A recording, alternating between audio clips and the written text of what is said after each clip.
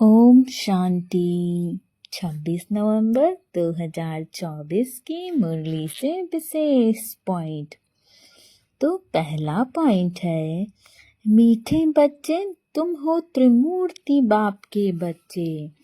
तुम्हें अपना 3 कर्तव्य याद रहे, स्थापना, विनाश और पालना। अर्थात हम शिव बाबा के बच्चे हैं और त्रिमूर्ति बाप के बच्चे हैं, और हमें अपना परम कर्तव्य, जो एक ब्राह्मण होने के नाते हमारा परम कर्तव्य है, उन कर्तव्यों को याद रखना है। और हमारा पहला कर्तव्य है स्थापना का, दूसरा कर्तव्य है विनाश का, और तीसरा कर्तव्य है पालना का। तो हमें इन 3 कर्तव्यों का पालन करना है, क्योंकि स्वयं बाबा ने हमें बताया है और हम तो बाबा के आज्ञाकारी बच्चे हैं, तो हमें इन तीनों का पालन करना है। अगला पॉइंट है, मौलाई मस्ती में रहकर स्वयं को स्वतंत्र बनाना है, किसी भी बंधन में नहीं बंधना है। माया चूही से बहुत बहुत संभाल करनी है, खबरदार रहना है, दिल में कभी भी शैतानी ख्याल ना आए। अर्थात हमें परमात्मा की खुशी वाली मस्ती में मस्त रहना है और स्वयं को इस संसार के बंधनों से मुक्त रहना है, किसी भी बंधन में नहीं पड़ना है। हमारा बंधन तो स्वयं केवल परमात्मा से है, और इस संसार के किसी भी बंधन में हमें नहीं बनना है। माया जो एक चूहे के रूप में आती है, और जैसे चूहा किसी भी चीज को कुतर कुतर के खराब कर देता है, उसी प्रकार माया भी अगर हमारे अंदर प्रवेश कर जाती है तो बहुत छोटे छोटे रूपों में वो हमें परेशान करती है। जो हमारा धर्म है ब्राह्मण जीवन को पालन करना, हम उस धर्म से नीचे उतर जाते हैं। तो हमें बहुत ध्यान रखना है और बहुत अटेंशन रखना है, और कभी भी दिल में कोई गलत ख्यालात नहीं आए, शैतानी ख्यालात नहीं आए, क्योंकि हम परमात्मा के बच्चे हैं और परमात्मा के बच्चों का एक एक सोच और कर्म बहुत ऊंचा होता है। तो हमें इन सब का ख्याल रखना है। अगला पॉइंट है, बाप द्वारा जो बेशुमार धन अर्थात ज्ञान मिला है, उसकी खुशी में रहना है। इस कमाई में कभी भी संशय बुद्धि बन थकना नहीं है। Student life the best life है, इसीलिए पढ़ाई पर पूरा पूरा ध्यान देना है। अर्थात बाबा ने हमें अपने ज्ञान का धन दिया है, ज्ञान रूपी धन दिया है, और इस ज्ञान के द्वारा हम इस संसार में कोई ऐसी वस्तु नहीं जिसे हम हासिल नहीं कर सकते हैं सही तरीके से। तो हमें इस खुशी में रहना है कि हमें बाबा ने क्या दे दिया, हम क्या थे, बाबा ने हमें क्या से क्या बना दिया। और हमें कभी भी जो हम ज्ञान में चल रहे हैं, इसमें कभी भी संशय नहीं लाना है, और ना ही संशय, जब हमारे अंदर संशय आता है तो हम थकने लगते हैं कि हम सही रास्ते पे हैं कि नहीं हैं, हम सही कर्म कर रहे हैं या नहीं कर रहे हैं।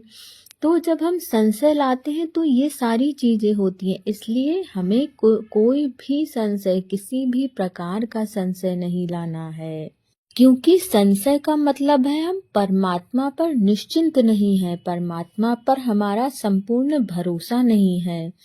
इसलिए हमें बाबा पर पूरा भरोसा रखना है, क्योंकि बाबा हमें कहाँ से कहाँ पहुँचा दिए, हमें सतयुग का राजाई देने के लिए बाबा आए हैं, और हम परमात्मा के स्टूडेंट हैं। बाबा हमें पढ़ाने आया है, तो बाबा जो हमें पढ़ाने आया है, हमें उस पर विशेष अटेंशन रखना है।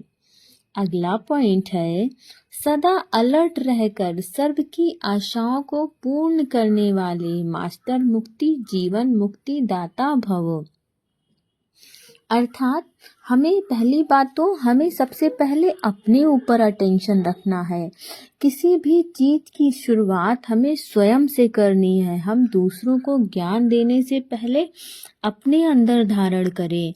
तो हमें इन सब की शुरुआत खुद से करनी है और अपने आप को अलर्ट रखना है, क्योंकि हम बाबा के बच्चे हैं और हमारा दायित्व बहुत बड़ा है। इस संसार की समस्त आशाओं को, जो भी इस संसार की आत्माओं की आशाएं हैं, हमें उनको पूरा करने का दायित्व मिला है। बाबा ने हमें चुना है, तो हमारा उत्तरदायित्व बहुत बड़ा है। इसलिए हमें अपने हर एक कदम पर, हर एक सोच पर अटेंशन रखना है कि कहीं हमसे कोई ऐसा कर्म ना हो जाए जो बाबा को अच्छा ना लगे। बाकी हमें इस संसार के लोगों के पीछे नहीं पड़ना है, किसको क्या अच्छा लग रहा है, क्या बुरा लग रहा है। हमें तो बाबा की श्रीमत के अनुसार केवल चलना है।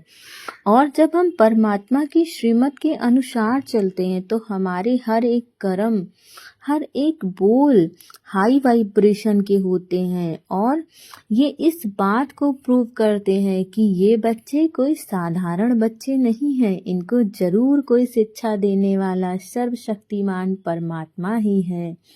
तो हमें इस बात पर विशेष अटेंशन रखना है।